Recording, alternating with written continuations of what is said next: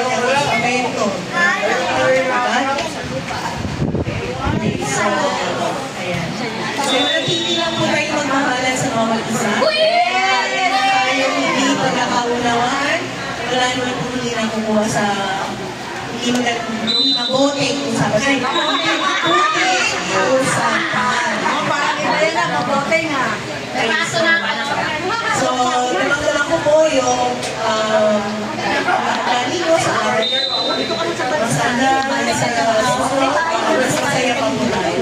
Masaya ka na mga birthday ko. So, parang hindi ko lang na-appreciate celebrate yung birthday ko. Salamat po sa inyo. Enjoy po tayo. Wala akong uwi. Hindi ko ako sa pagkakas. Mark my word.